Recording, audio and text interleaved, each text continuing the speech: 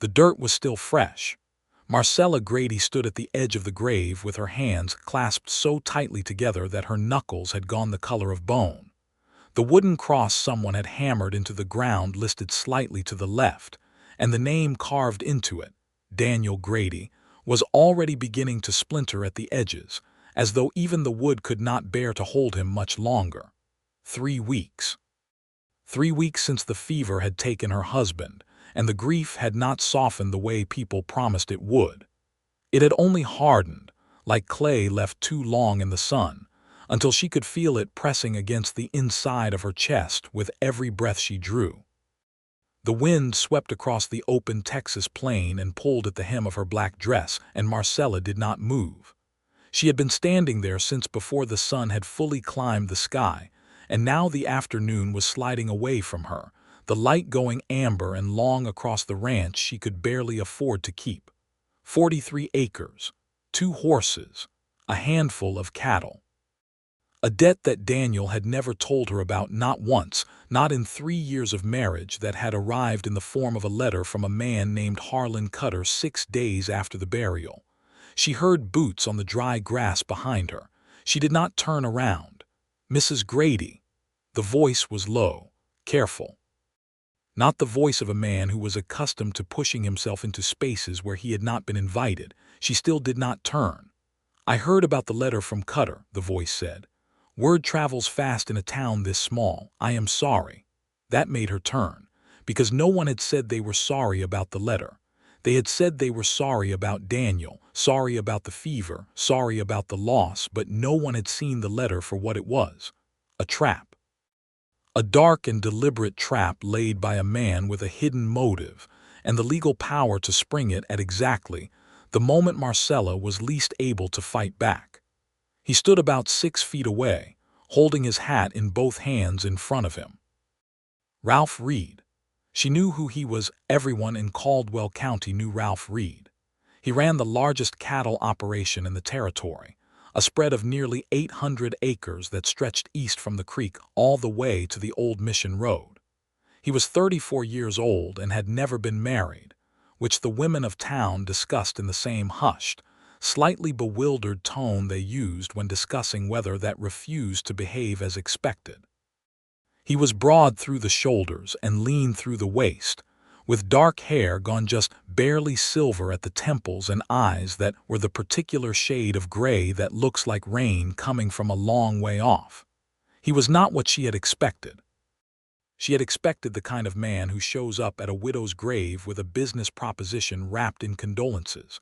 What she had not expected was the look on his face, which was not calculating at all. It was something else entirely, something that looked with an unsettling directness like grief. "You do not have to carry all of this alone," he said. Marcella Grady stared at him for a long moment. The wind moved between them. The cross behind her leaned its small, crooked lean. And then something cracked inside her chest, not dramatically, not like a gunshot, more like ice giving way over a river in the first week of spring. She did not cry. She was done crying, or thought she was. But her jaw moved once sharply, as though she was swallowing something she had been holding for a very long time. "You do not know what I am carrying," she said. "No," Ralph Reed agreed quietly. "But I would like to understand how 2 people arrived at that moment, a widow at a grave and a rancher with rain-gray eyes and a hat held in careful hands. You have to go back. Not very far. Only to the beginning of that particular summer in 1882, in the rolling grasslands south of Caldwell, Kansas, where the cattle trails came through like rivers of hooves and dust, and where the secrets a man kept from his wife could destroy everything she had built her life upon.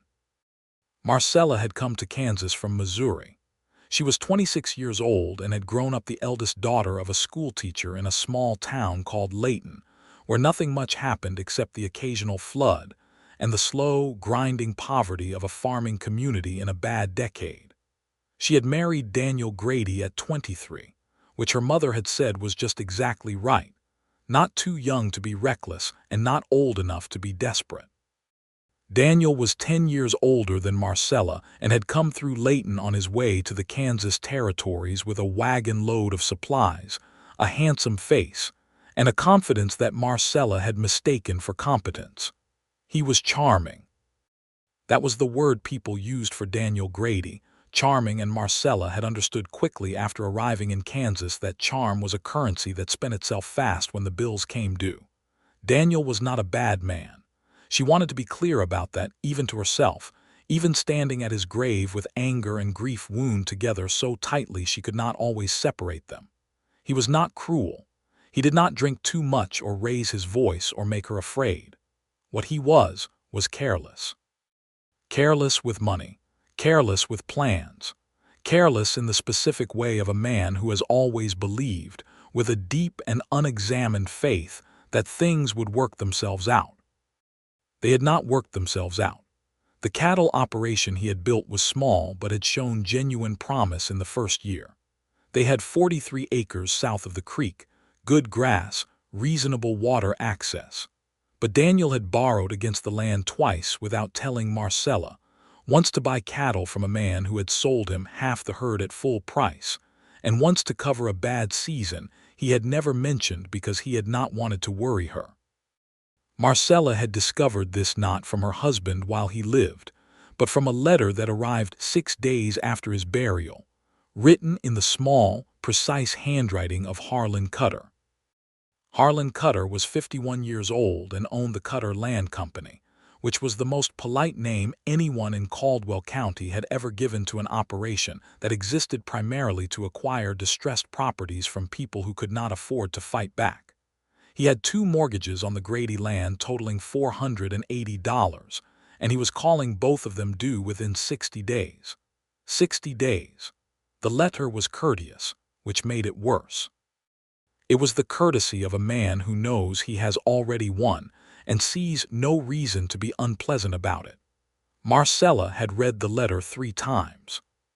Then she had folded it precisely in half and placed it inside the Bible on her nightstand and gone outside and stood at Daniel's grave and felt the particular cold fury of a woman who has been betrayed not by malice but by the kind of love that refuses to share its burdens. That was where Ralph Reed had found her. She had seen Ralph Reed before, in the way that you see everyone in a territory this small across the general store, at the edge of a cattle auction, nodding from a distance at church. She knew the outline of him. She did not know the interior. After he said those words at the grave, "You do not have to carry all of this alone," she had not answered him the way he might have expected. She had not softened or reached for him or wept. She had looked at him steadily and said that she needed to get back inside before the evening went cold, and she had walked away from the grave and from Ralph Reed and back to her small, indebted house. He did not follow her. She respected that. He came back the next morning. Not to her door. He stopped at the fence line, which was the kind of thing a man with good instincts does when he understands that a woman in Marcella's position needed to control the distance between herself and everyone else in the world.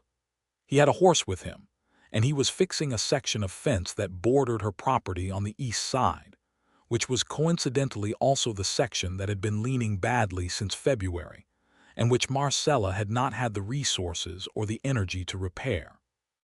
She watched him from the window for 20 minutes before she went outside. "That fence is on my property," she said. Ralph looked up. There was a nail between his lips which he removed before he spoke. "The post is on mine," he said. "The wire crosses onto yours. I figured I would do my side, and if you wanted the wire tightened the rest of the way, that would be your business." Marcella looked at the fence. She looked at him. "What do you want, Mr. Reed?" He picked up his hammer and turned back to the post. "I want this fence standing before the next storm comes through," he said. "The cattle get mixed up when the fences go down, and then it costs everybody time." It was a reasonable answer. It was the kind of answer that did not ask for anything in return, which made Marcella trust it slightly more than she trusted most of what men said to her in those days. "I cannot pay you," she said. He did not look up. "I did not ask you to." She stood at the fence line for a while in silence. The morning was cool and the grass was still damp, and somewhere to the north one of her two horses was moving in the small pasture. She was tired. She had not slept properly in 3 weeks, and the ledgers she had been going over in the evenings were becoming a kind of horror story she read to herself before bed. The story of a woman who had built her life on a foundation of hidden debt and was now watching the walls come down. "There is a man named Harlan Cutter," she said. "I know who Harlan Cutter is," Ralph said, and there was something in his voice, not quite hardness, but a density, the way a good piece of wood goes dense when it has been properly cured. "He holds 2 mortgages on this land," Marcella said. "My husband borrowed against it. He did not tell me. The debt is $480 and Cutter wants it in 60 days. She said it plainly, without drama, the way you describe a medical condition to a doctor you have just met. I have $62 and some change. I have 2 horses and a small herd. If I sell the horses, I lose the ability to run the cattle. If I sell enough cattle to make a dent in the debt, the operation becomes too small to be viable." Ralph had stopped hammering. He was listening with the quality of attention that some men have, the kind that is active without being intrusive. "That is the situation," Marcella said. "I wanted you to know what you are proposing to help with. Because I will not take charity and I will not take pity, and I will not allow anyone to assist me with a hidden motive that becomes a problem later. So if that is what this is, I would prefer you say so now." He looked at her then, the gray eyes, the rain coming from a long way off. "No hidden motive," he said, "not even a subtle one. Then what is it?" He set the hammer down on the top of the fence post and looked out across her land for a moment. "I have known this land since before Daniel Grady bought it," he said. "The people who worked it before him were decent people who ran into hard times through no fault of their own. I watched Harlan Cutter take it from them and then sell it to Daniel at a marked-up price, which is how Cutter operates. He creates the debt, then he collects on it, and then he resells, and the land never really belongs to anyone. It just cycles through his hands every few years and he takes a cut each time." He looked back at Marcella. "I do not like what he does, and I would like this land to be in the hands of someone who intends to work it honestly." Marcella was quiet for a moment. "That is still not an explanation for why you would help me specifically." Ralph picked up his hammer again. "You are right," he said. "It is not," and he went back to work. She did not ask him again that day, but she thought about it long after she went inside, stirring the question around in her mind the way you stir a cup of coffee looking for something to dissolve, some hidden thing to surface. Over the following 2 weeks, Ralph Reed came by in the mornings with a reliability that Marcella found both suspicious and, despite herself, quietly steadying. He did not come to the door with courtship rituals or flowers or any of the social performances she might have expected. He came with practical things. He repaired the section of roof over the barn where water had been getting in.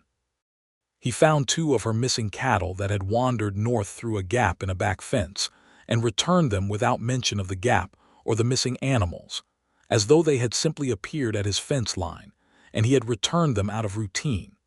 He left a sack of grain at her front step one morning when she was in town, and she came back to find it there with a note that said only the feed store had a surplus and the price was good. She confronted him about the grain.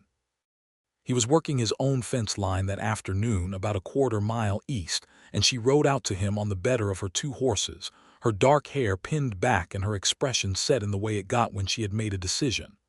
"I will pay you back for the grain," she said. He looked up at her on the horse. The afternoon light was coming sideways across the grass and it made everything look like a painting. "I did not spend much," he said. "The amount does not matter. I will pay you back." He nodded slowly. "If that is what you need to do." She sat on the horse looking down at him for a moment. The anger she had arrived with had nowhere clean to land. "Why are you doing this?" she asked again, and this time it was not an accusation.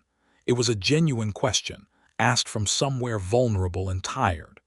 Ralph Reed looked up at her for a long moment. Then he said, "Because my mother was a widow at 28 years old and there was no one who came to help her, and I watched her lose everything that she had spent 10 years building because no one thought it was their business to step in. And I have thought about that a great many times over the years. And I have decided that when I have the opportunity to be different, I will be. The answer sat in the air between them. Marcella looked at him for a long time. The horse shifted underneath her. The wind ran through the grass. "That is an honest answer," she said finally. "It is the only kind I know how to give." She rode back toward the house. But something had changed, not dramatically, not in any way she could have pointed to if someone had asked. Something had shifted, the way the ground shifts very slightly in the first moments before an earthquake that may or may not come. She noticed it and did not name it and went inside and started supper. The next morning she was outside before he arrived, which was not something she had done before. She had a fence post she was trying to drive and was managing it badly. The post driver was heavy and the ground was harder than it looked, and after the fourth swing she stopped and pressed her arm to her forehead and closed her eyes. She heard him ride up. "I have it," she said before he could speak. "I can see that," he said. She opened her eyes. He was sitting on his horse with a faint expression that was not quite a smile, but was in the neighborhood of one, the kind of expression that is deeply fond and trying very hard not to show it. She held the post driver out to him. He dismounted and drove the post in 6 clean strokes. He handed the driver back and she took it without saying thank you, but she looked at him in a way that communicated the same thing more directly than words would have.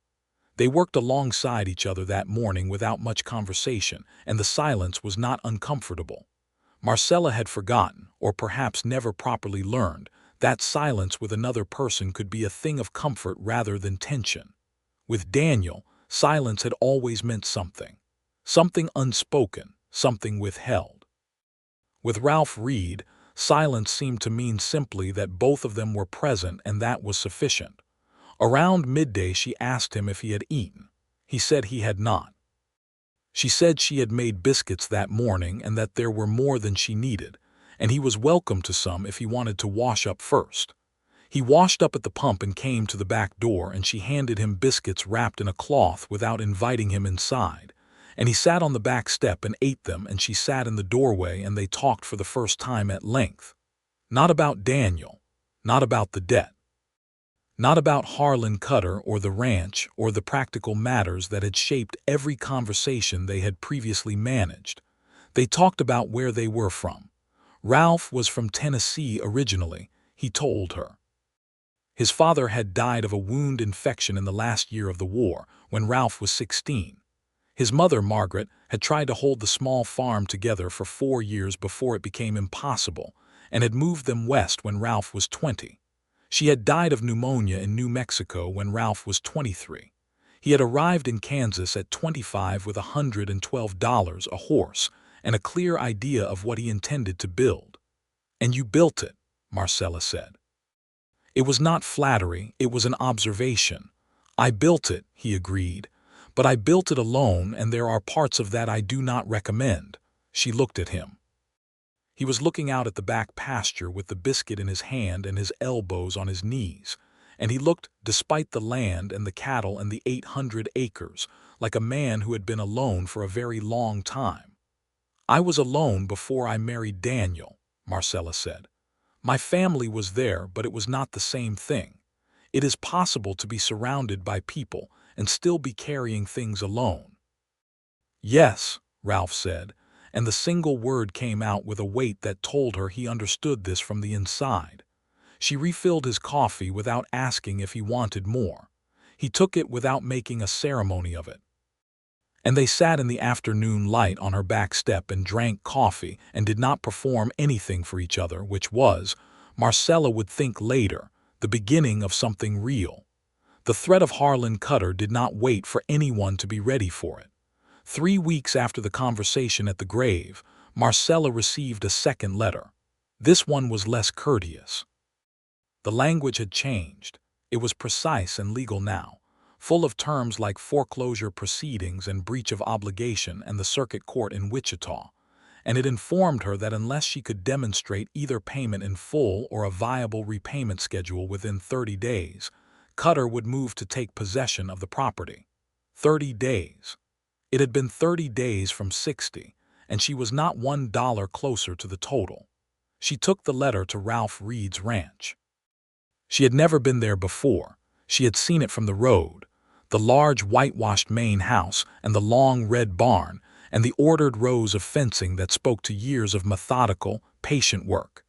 And she rode up to the gate with the letter in her hand and asked for him. He came out of the barn with his sleeves rolled to the elbows and a look on his face that told her something had changed in the way he looked at her since she had last seen him, which was 2 days ago. Or maybe something had changed in the way she was looking at him and it was reflecting back. She handed him the letter. He read it. His jaw went tight. 30 days, she said. I see that.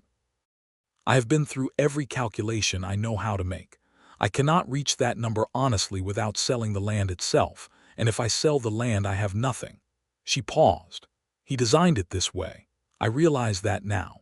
The terms of the mortgages were structured so that they would come due simultaneously in the event of the primary borrower's death. Daniel did not understand what he was signing, or he did not read it carefully.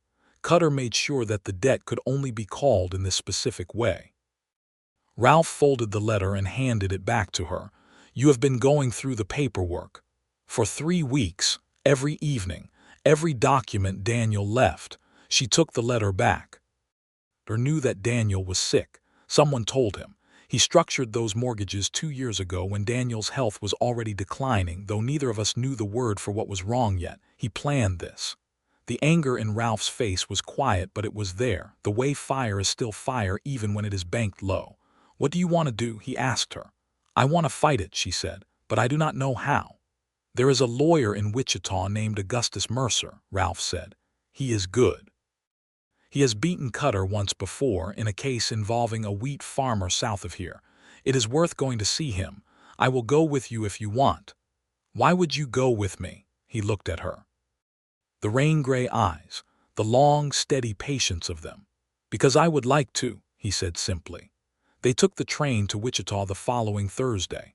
Marcella wore her good dress, which was dark green and had been made by a seamstress in Caldwell for a church event 2 years earlier.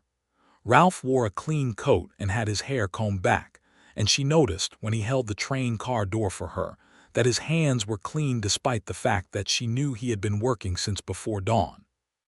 Augustus Mercer was 60 years old and shaped like a barrel stood on end, with white mutton-chop whiskers and a pair of spectacles that he wore low on his nose and peered over rather than through.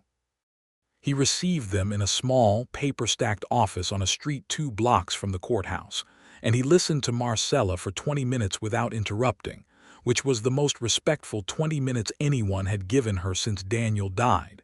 Then he said, "The simultaneous call clause is irregular." "I thought so," Marcella said.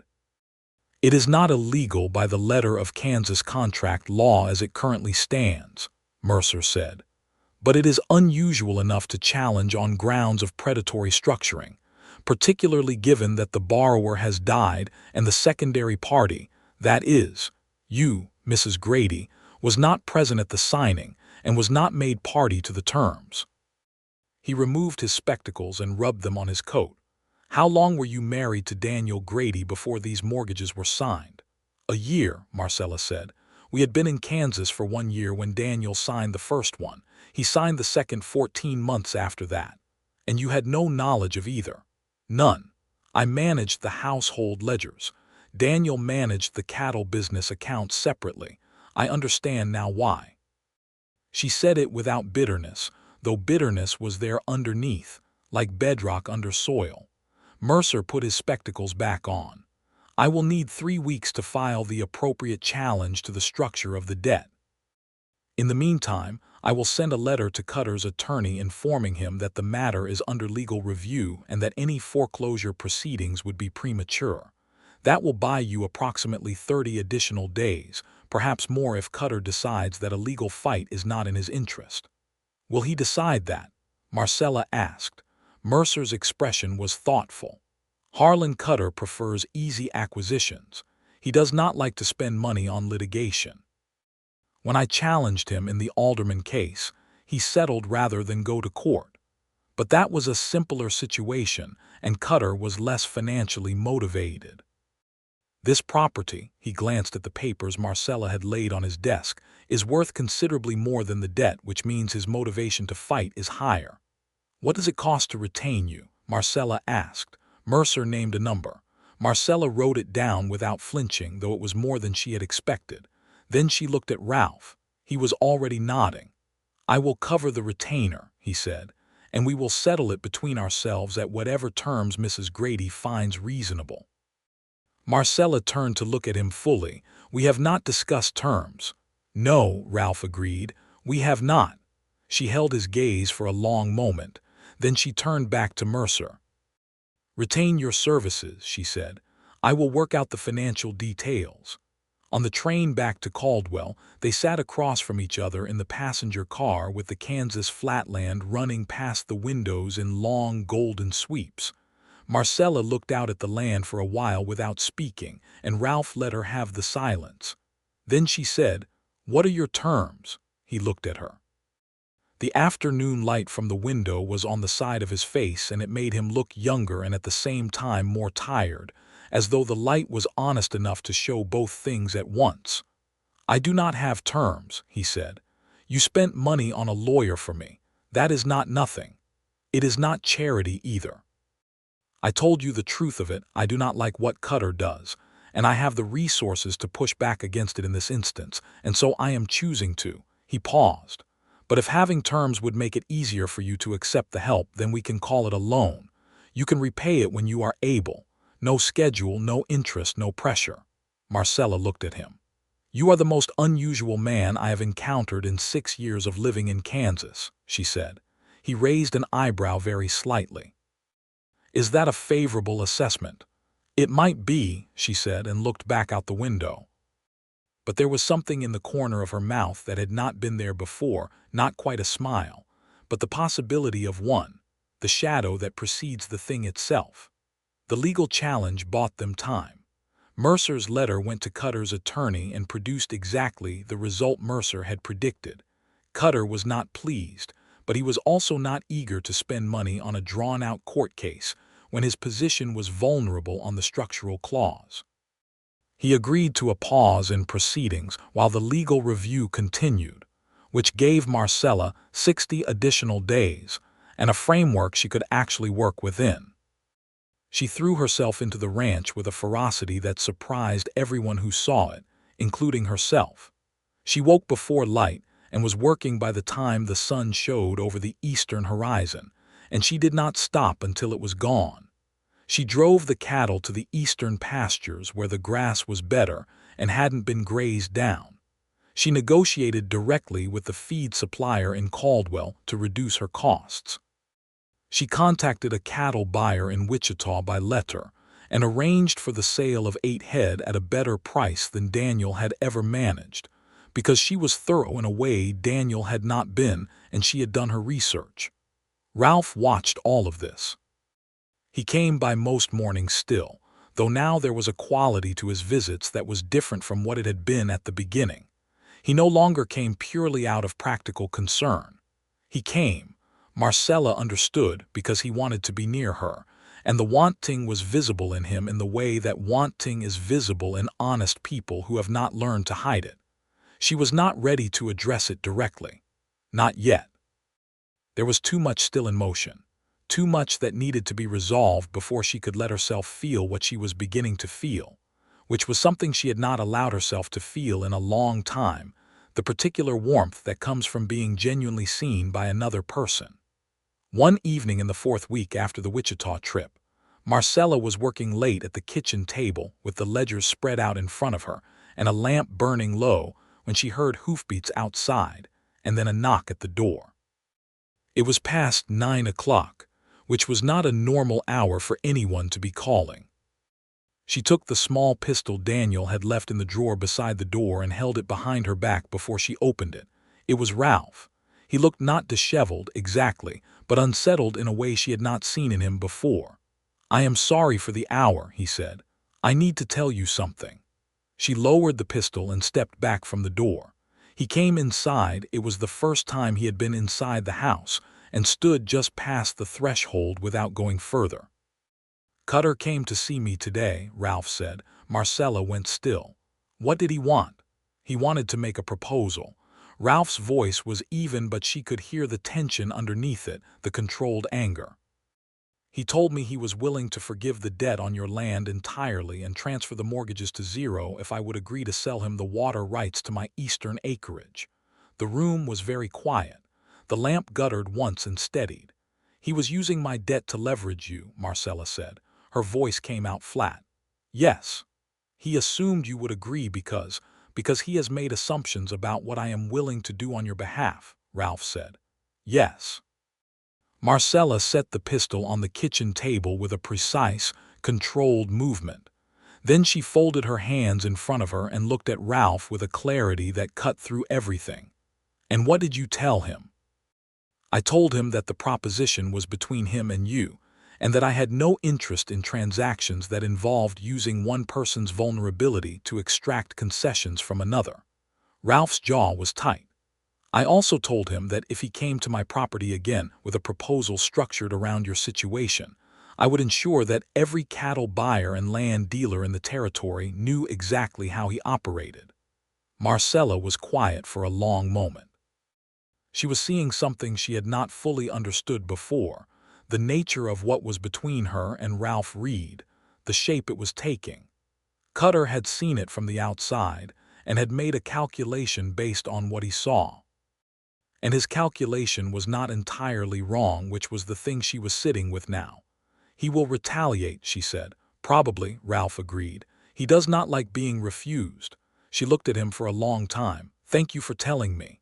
"You needed to know," she nodded slowly. Then she said, "Sit down. I have coffee on."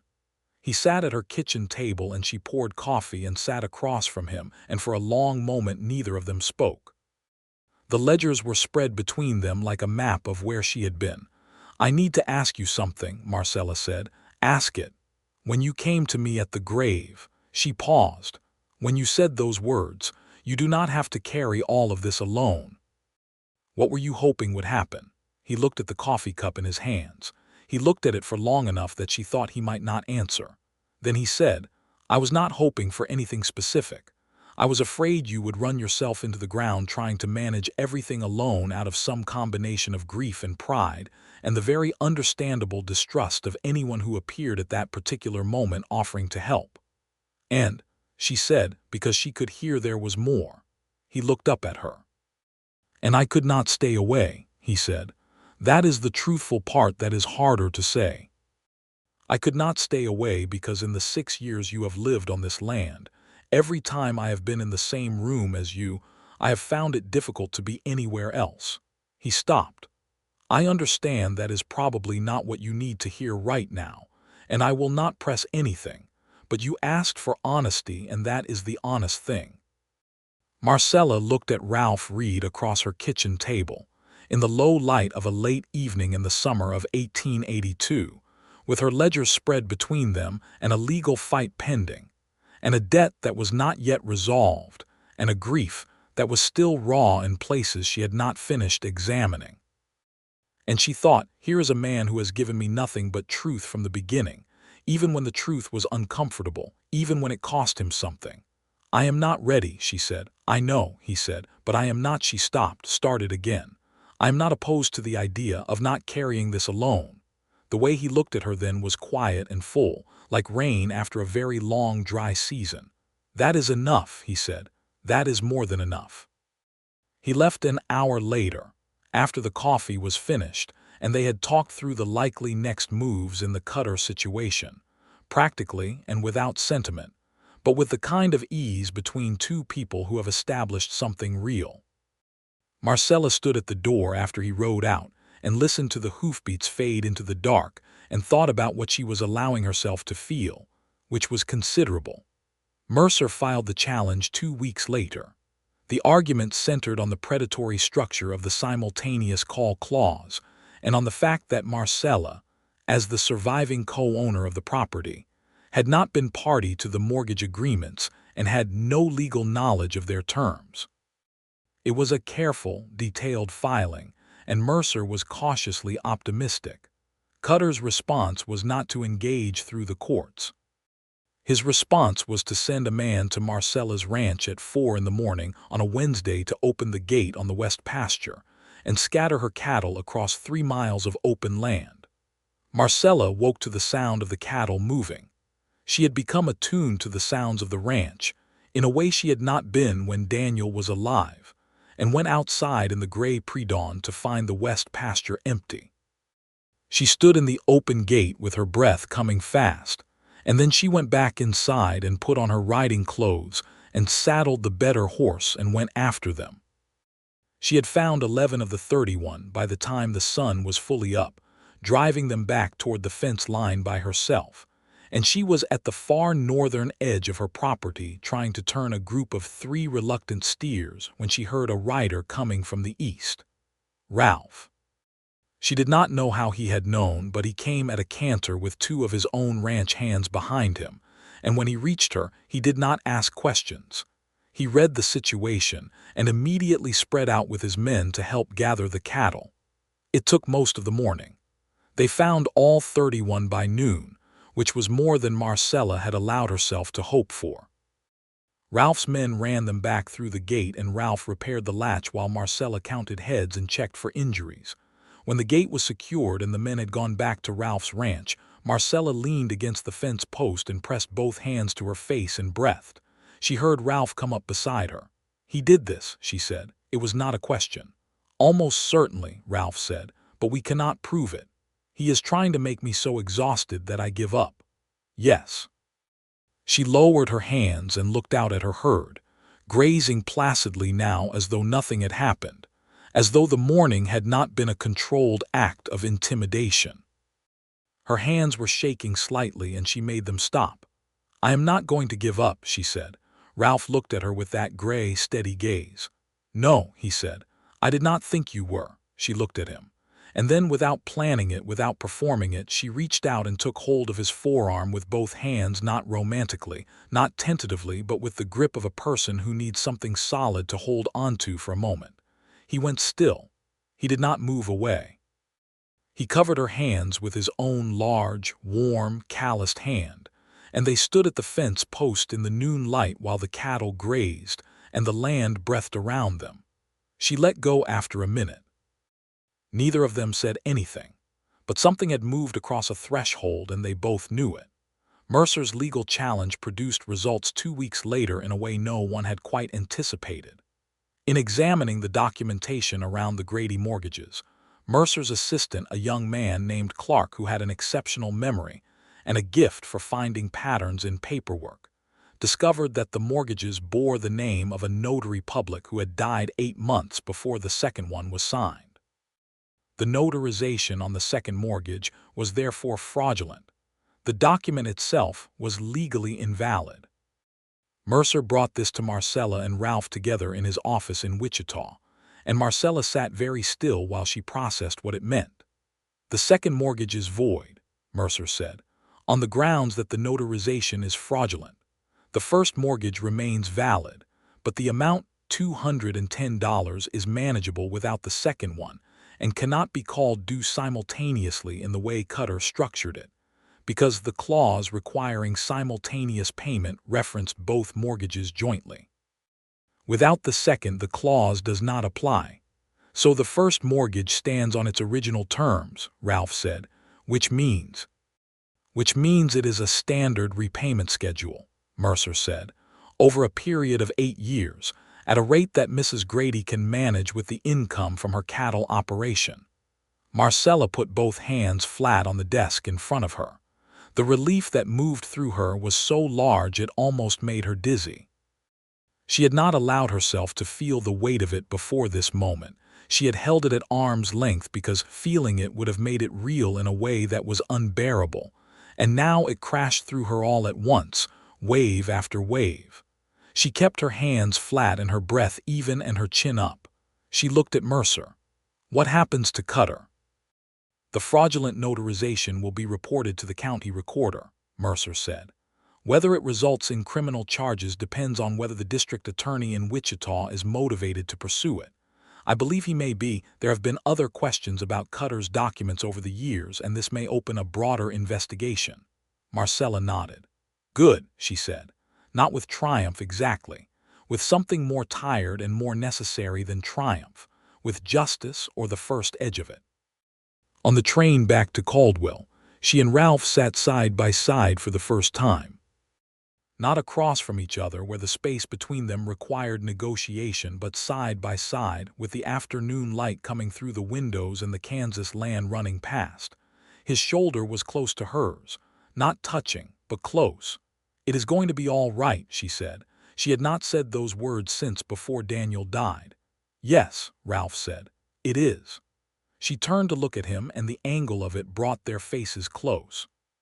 She had never been this close to him, and she was surprised by the detail of it, the small scar through his left eyebrow, the way the gray in his hair caught the light, the patience that was not passivity but something much more deliberate than that.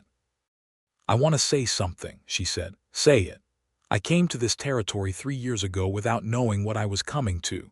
Daniel told me it was going to be good, and some of it was, but I was alone in it in ways I did not fully understand until she paused. Until someone showed me what the alternative looked like. Ralph watched her. He did not rush her or prompt her. You have been the most honest person in my life since I came here, she said, and I am not accustomed to that. And it has taken me time to trust it, but I trust it now. She took a breath. I am telling you that I trust it. He was quiet for a moment. The train rocked gently. Marcella, he said, and the way he said her name for the first time, her full name without the misses, without the formal distance, it went through her like warm water. I have been in love with you since the first time I watched you argue with a feed supplier at the general store over a price you were not going to accept, and you were right not to accept it. She stared at him. That was 8 months ago. Yes. Before Daniel died. Yes. He held her gaze steadily. Nothing improper in what I felt. But I am not going to pretend I felt nothing. She absorbed this. Then she said, How long has it been? Since the general store, or since before that? She blinked. Since before that. 1.5 years, he said. Give or take. She let out a long breath that was almost a laugh. You are a very patient man, Ralph Reed. I have been told, he said.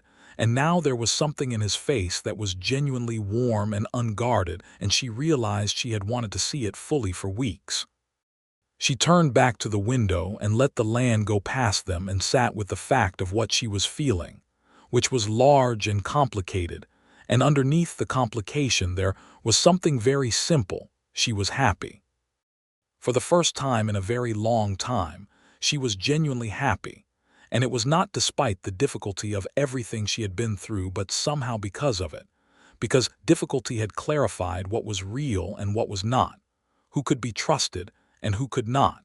And Ralph Reed was the realest thing she had encountered in years. She reached over and put her hand over his where it rested on his knee.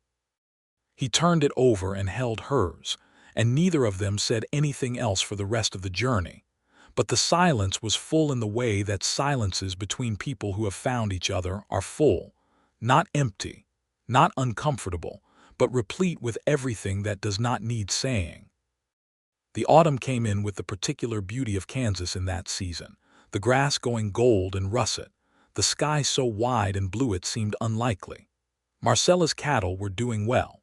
The first mortgage payments were manageable with careful planning, and she was making them on time, which gave her a satisfaction that was almost physical, the satisfaction of a woman who is meeting her obligations on her own terms. Harlan Cutter's situation deteriorated in the way that Mercer had predicted might happen. The district attorney in Wichita opened an investigation into the fraudulent notarization and discovered, as suspected, that it was not isolated to the Grady mortgages. There were 4 other documents with the same dead notary's stamp, 2 of which pertained to properties Cutter had acquired in the past 3 years.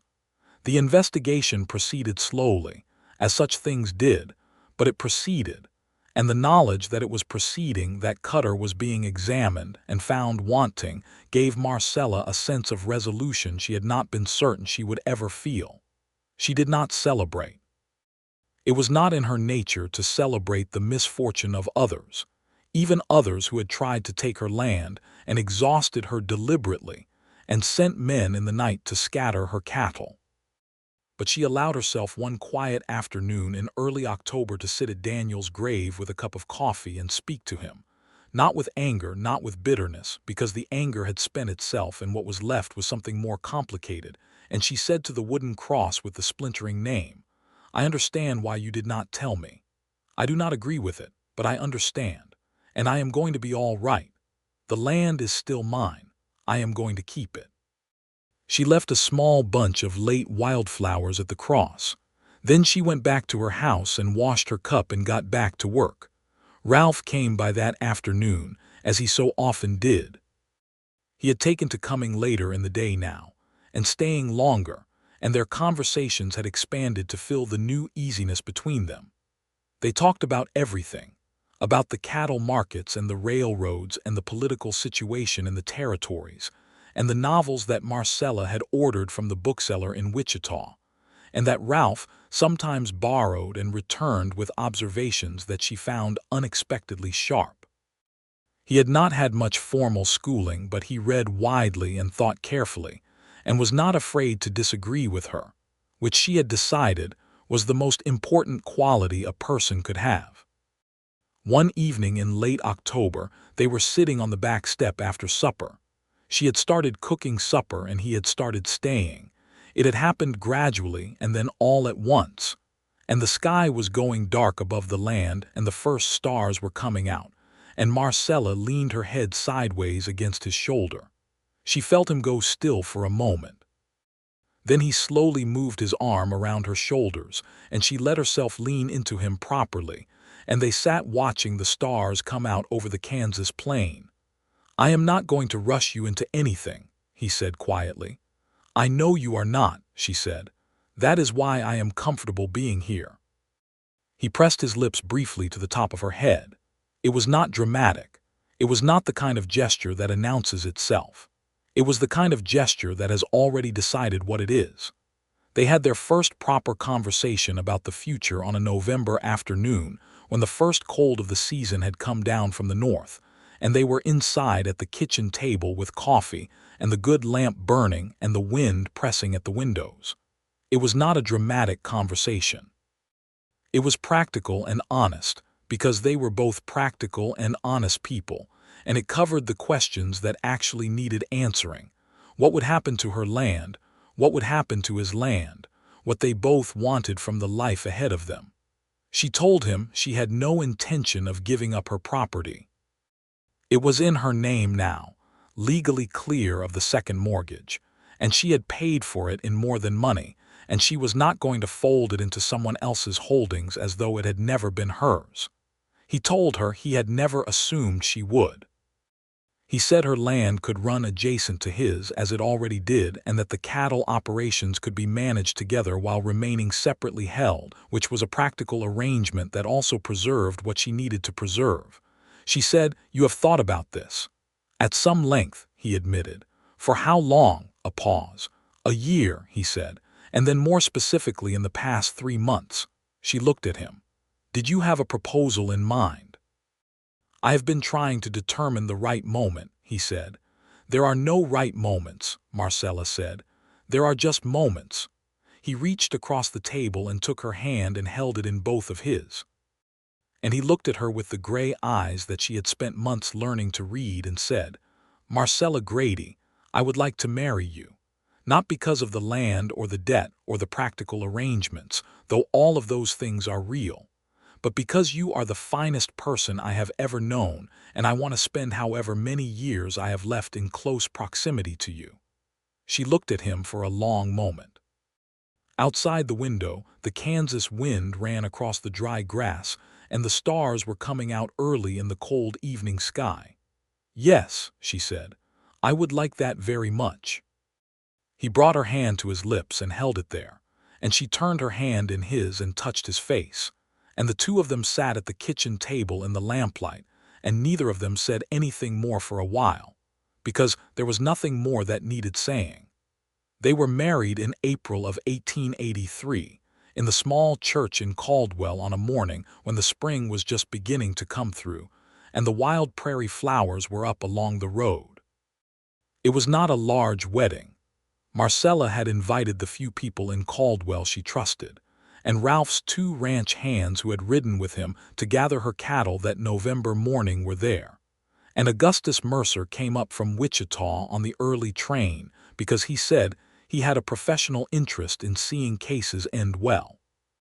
Marcella wore the dark green dress she had worn to Mercer's office, and had had it altered by the seamstress to be something more suitable for the occasion, with new buttons and a collar of cream-colored lace that had belonged to Ralph's mother, and that he had kept in a box in his bureau for 11 years.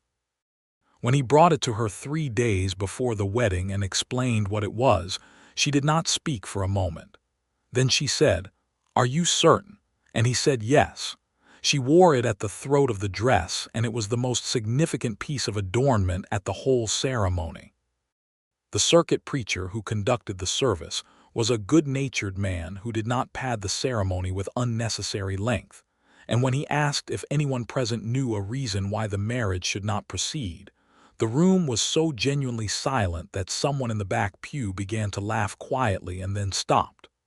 Ralph's voice, when he said his vows, was steady, the way everything about him was steady. Marcella's voice was clear, and she did not look away from him once. When it was done, the small gathering celebrated with food that the women of the church had arranged, which was substantial and good, and consumed with the particular enthusiasm of people who are genuinely happy and have no complicated feelings about it. They rode back to Ralph's ranch, to their ranch, as she was learning to think of it in the late afternoon, and the spring evening was cool and golden, and the land spread out around them in all directions, her 43 acres and his 800, different but adjacent, the way they were different but adjacent. Life on the ranch settled into something that Marcella would not have been able to imagine 12 months earlier. It was not effortless. Nothing on the frontier was effortless, but it was good in a way that felt earned and real, and therefore secure in a way that comfort which has not been tested is not. They worked alongside each other the way they had from the beginning, with a natural division that was not rigid but was thoughtful, and the evenings were long with conversation, and the mornings were early with work, and the in-between was full of the ordinary, extraordinary texture of a life shared with another person who sees you clearly and chooses you anyway. In the first summer of their marriage, Ralph taught Marcella to track cattle by the ground signs, which was a skill she had wanted, and had simply never had anyone patient enough to teach her properly. She spent 3 weeks following him across the eastern range while he pointed to impressions in the soil and described what they meant, and she was a fast learner who did not need to be told anything twice, and who would not let herself be bad at something she intended to master. Marcella, in return, organized Ralph's record-keeping in a way that it had never been organized in the 11 years he had been running the operation, creating a ledger system that tracked expenses, income, cattle counts, health records, and land management with a precision that Ralph's accountant in Wichita said was the best small operation record he had encountered in 20 years of working with ranchers. Ralph looked at the ledger system with genuine admiration. "You could have been an accountant," he said. "I should have been many things," she said, without self-pity, just as a fact. "I am this instead, and it is sufficient." He came behind her where she was sitting at the desk and put his arms around her from behind and pressed his cheek to her hair, and she leaned back into him, and they stayed like that for a moment with the late afternoon light on the ledger pages. In the autumn of 1883, Marcella told Ralph she was pregnant. She told him in the evening after supper, when they were sitting in the main room of the ranch house with the fire going and the wind outside. She had known for about 2 weeks and had been certain for one, and she had been deciding how to say it, which was not like her. She was direct about most things, but this was different. This was enormous. She simply said it. She said, "I am going to have a baby." Ralph looked at her. He said nothing for a moment, which was not his habit in conversation. Then his face did something she had not seen it do before. It went completely open, all the careful steadiness gone, replaced by something unguarded and bright and wholly surprised by its own magnitude. He crossed to where she was sitting and knelt in front of her chair and took her hands in his. "Are you all right?" he asked. "I am very well," she said.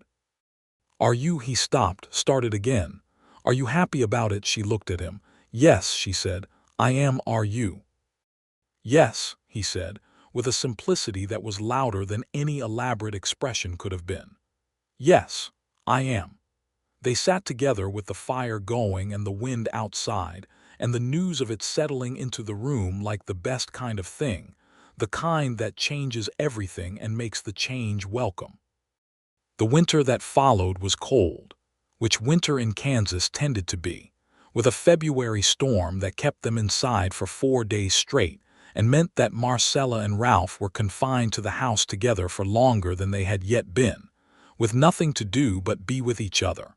And Marcella discovered in those 4 days that being confined with Ralph Reed was entirely comfortable. That he was not the kind of person whose presence required management or accommodation, but simply existed alongside you in the natural way of someone whose company is genuinely what you want.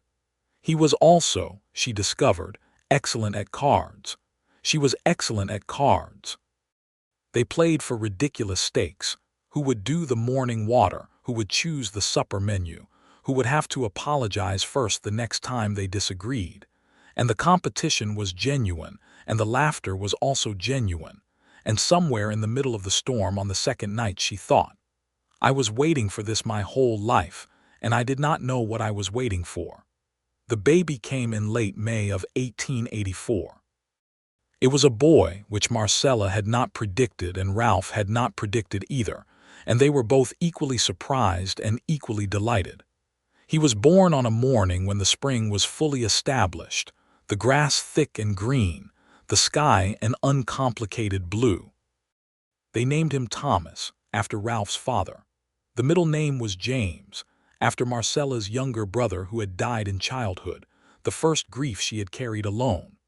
Ralph held Thomas for the first time with the careful reverence of a man who has held a great many things in his life that required strength, and is suddenly holding something that requires the opposite, not strength but precision, not power but gentleness, and is discovering that he is capable of that too. Marcella watched him from the bed where she was recovering, and thought that this was the truest thing she had ever seen, not a dramatic truth, not a revelation, but the simple truth of a good person becoming more fully themselves. Thomas was a healthy baby and a remarkably calm one, which made him easier than Marcella had feared.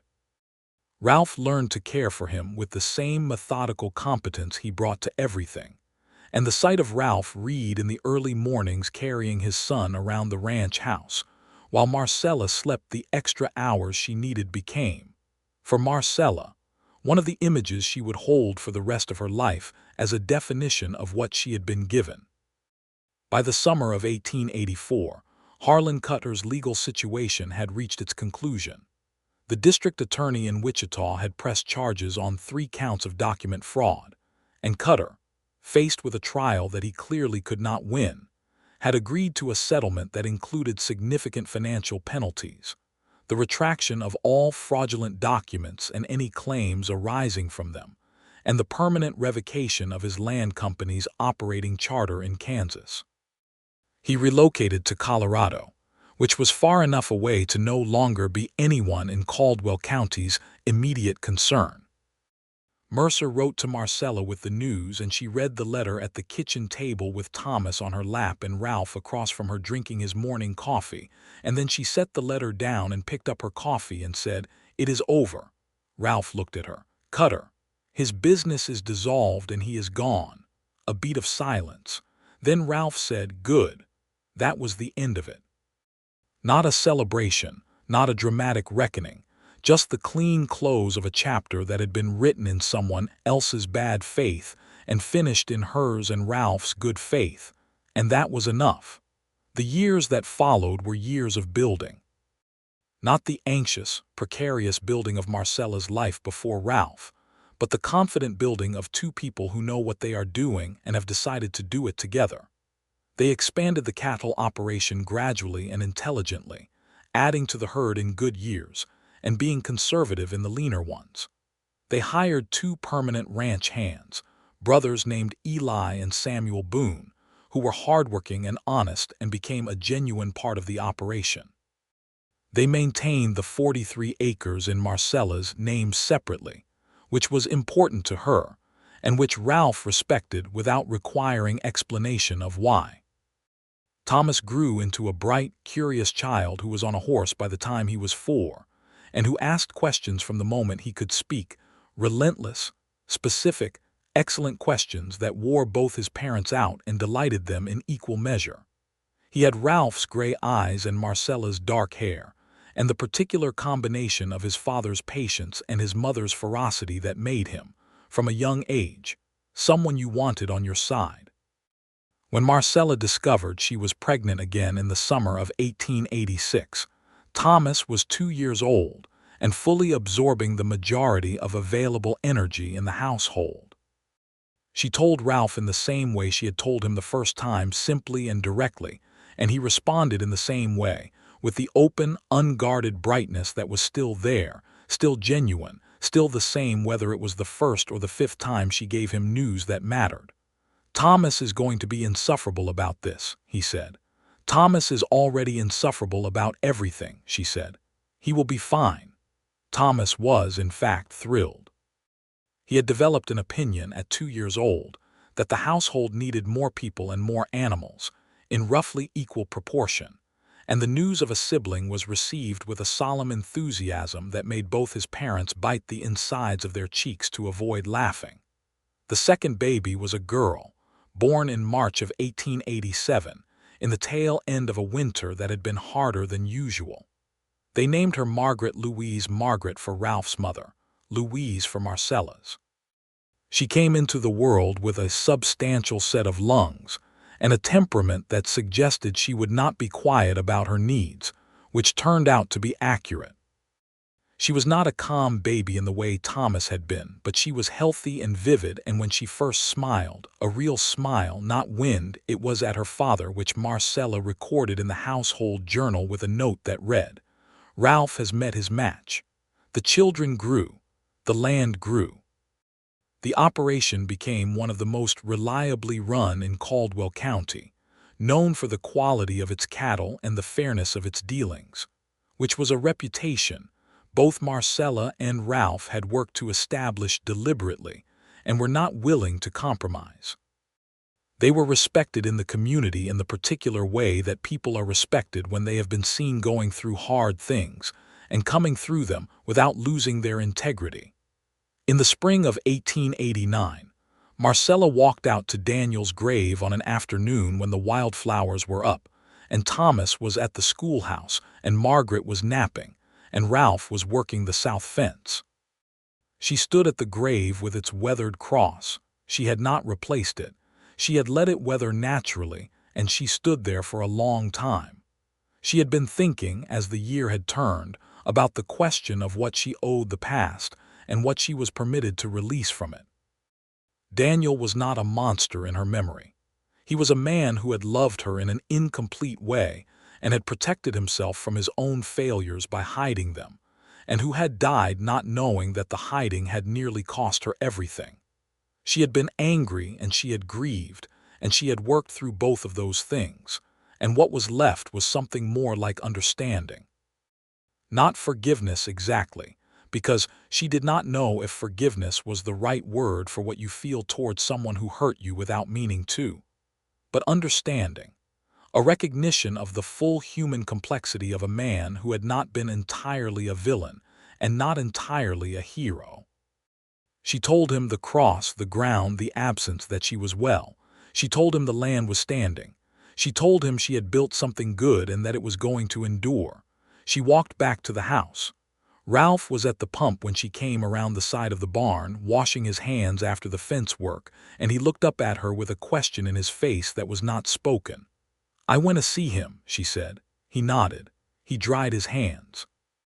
She came to him and put her arms around him, which was not a dramatic gesture between them. They were not dramatic people by nature, but it was full of something. He held her with the steadiness that was the best thing about him, that quality that had been there from the beginning, at the grave in those first conversations, through the legal battle and the nights of worry and the joy of the children, the steadiness that was not stubbornness or rigidity, but simply the deep, patient constancy of a person who has decided what he is and does not waver from it. "Are you all right?" he asked. "Yes," she said.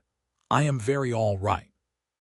That evening after supper, when the children were in bed and the house was quiet, they sat on the back step the way they used to sit in the early days of things, before the marriage, before Thomas and Margaret, when everything was still uncertain.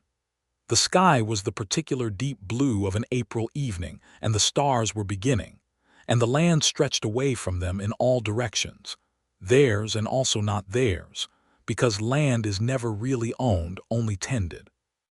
"I was thinking today," Marcella said, "about the first time you came to the grave." He was quiet, listening. "I did not know what to make of you," she said. "I thought you had a hidden motive." "I thought everyone had a hidden motive. I had spent 3 years watching a man I loved keep secrets from me, and I had learned to assume that things people said were covering for things they were not saying." "I know," Ralph said. "And you kept coming back," she said. "You kept being honest. You kept not asking for anything." "I wanted something," he said. "I was honest about that eventually." "You wanted me," she said simply. "I wanted you." She leaned against his shoulder. The stars were coming out one by one, the way they always did, without any particular hurry. The land was dark and enormous around them, and the house behind them was warm with light, and inside it were their children and their lives. "You were right," she said. "At the grave, I did not have to carry all of it alone." He pressed his lips to her hair. "You were carrying it beautifully," he said. "You just did not have to." She tilted her face up to look at him, and he looked down at her, and the night was full around them, and she thought, "This is it. This is the thing. The real thing, the lasting thing, the thing that does not require drama or performance or the sustained mythology of romance novels. It requires this: constancy, honesty, the willingness to show up at a fence line and fix the section on your side and trust that the other person will take it from there. The willingness to tell the truth even when the truth is complicated, and to listen even when listening is harder than speaking, and to stay, always to stay, because the staying is what the whole thing is built on. "I love you," she said. She had said it before many times, but she said it now with the particular weight of 7 years behind it, the hard years and the good years and the years that had been both. "I love you," Ralph said, and it had the same weight and the same truth. They sat until the stars were fully out. Then they went inside. Life continued in the way that good lives continue, not without difficulty, because there is always difficulty, but with the resources to meet it. The summer of 1890 brought a drought that tested every rancher in Caldwell County, and Marcella and Ralph weathered it with the careful preparation that 7 years of their partnership had made habitual. They had reserves. They had a plan. They had each other. Thomas, at 6, was already helping with the lighter ranch work in the way of ranch children who have grown up understanding that the land is not a backdrop, but a responsibility. He was his mother's child in his precision and his father's child in his patience, and the combination produced a boy who was, by all accounts, absurdly competent for his age. Margaret, at 3, had decided that she owned everything on the ranch that could not outrun her, which included several chickens and an elderly border collie who submitted to her authority with resigned dignity. She had Marcella's directness and Ralph's warmth, and was the kind of person who would clearly be difficult and wonderful in equal measure for her entire life. In the autumn of 1891, Marcella opened a small lending library in Caldwell, which she operated from the back of the dry goods store 2 afternoons a week. She had been bringing books from Wichita for years, ordering from catalogs, and carrying them home on the train, and the collection had grown beyond what their ranch house could comfortably absorb. The lending library was practical, but it was also something more. It was a thing that was hers specifically, not part of the cattle operation or the ranch management, but Marcella Grady's contribution to the life of the community she lived in. Ralph built the shelving over the course of 3 weekends in September, measuring and planning with the same care he gave to everything he built. When she protested that it was not his project to manage, he said that he enjoyed building things and that she could manage the books and he would manage the shelves, and neither needed to negotiate the other's contribution. She said that was an extremely reasonable position. He said he was an extremely reasonable man. She said she had noticed. The library was a small success, in the modest way of small-town institutions. It gave the children of Caldwell access to books they would otherwise not have had, and it gave Marcella something that was deeply and specifically herself, which was what she had always wanted and had been slow to understand she could have. In the winter of 1892, Marcella turned 36 and Ralph turned 44, and they celebrated both birthdays at a dinner that their ranch hands and neighbors and Mercer, who had become a genuine friend over the years, attended with the looseness and warmth of people who have been through things together and are glad to be on the other side. Marcella looked around the table at the faces, Ralph at the head of it, Thomas at her left, Margaret on her lap, Eli and Samuel across the table, Mercer with his mutton-chop whiskers and his spectacles. And she felt the thing she had felt before, the recognition of the real thing, but larger now, broader, expanded by time into something that was not just about 2 people, but about a whole life built together. She caught Ralph's eye across the table, and he looked at her with the steady gray eyes, and he raised his glass very slightly, just to her, and she raised hers back. It was the kind of moment that does not end. It keeps happening in different forms for the rest of your life. There was a new morning coming, as there always is. The kind of morning that arrives fresh over the Kansas plain, with the light coming long and gold from the east, and the cattle moving in the far pasture, and the children's voices beginning to find their way down from upstairs. Ralph was already at the barn, and Marcella was already at the stove, and the coffee was on, and the day had not yet made any demands.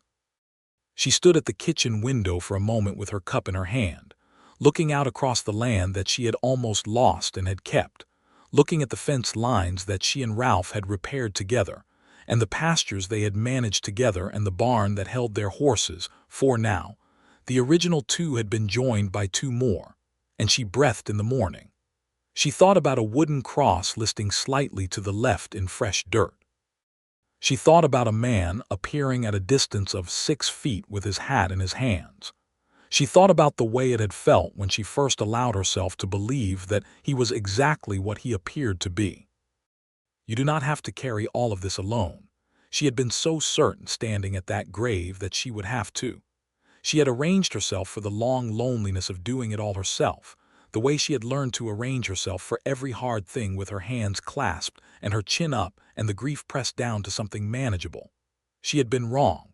Not wrong to be strong. Not wrong to be capable and fierce and unwilling to be broken. Those things had served her, and she did not regret them. But she had been wrong to think that being strong meant being solitary. She had been wrong to think that accepting help was a form of weakness, or that loving someone was a kind of risk she could not afford. She heard Ralph's boots on the back step. He came in with the smell of the morning on him, cold air and horses and clean sweat, and he came directly to the stove and poured himself coffee and stood beside her at the window for a moment, looking out at the same thing she was looking at. Thomas appeared at the kitchen doorway, fully dressed, ready for the day, with a seriousness about his 8-year-old face that still made both his parents privately amused. "The border collie got into the chicken coop again," he reported. "That is Margaret's fault," Ralph said without looking away from the window. "It is not," Margaret said, appearing behind Thomas with her hair undone and her face still carrying the softness of sleep. "He let himself in. I did not help him. "A fine legal distinction," Marcella said and set her coffee down. "Come here and let me fix your hair before breakfast." The morning opened into day, and the day was full and ordinary, and full of everything that makes a life. The work and the meals and the children and the small arguments that are resolved before they become anything, and the laughter that comes at the table in the evening, and the long quiet after the children are in bed when two people sit together and are simply there. Marcella Reed, she had taken his name 3 years in, quietly and without ceremony, folding it into hers not as a replacement but as an addition, sat on the back step that evening with her husband. The spring was fully come. The land was green in the way it only gets in the good seasons, deep and lush, stretching out to the horizon. She thought about all of it: the grave, the letter from Cutter, the train to Wichita, the fraudulent notarization, Thomas's first breath, Margaret's first smile, the lending library, the winters and the droughts and the good years and the better years. All of it gathered up into this evening, this step, this shoulder she was leaning against. "What are you thinking?" Ralph asked. She smiled. "Everything," she said. He pressed a kiss to her temple. "That sounds like you. Is that a complaint?" "Never," he said, and meant it in the way he meant everything, fully, without reservation, for the long distance of a life. The stars came out. The land breathed around them. The children were asleep inside. And Marcella Grady, who had once stood at a grave in the full weight of everything that had gone wrong, and who had let a careful, patient, honest man stand beside her and tell her she did not have to carry it alone, leaned into that man and understood in her bones and her blood and the deepest quiet of her that she never would again.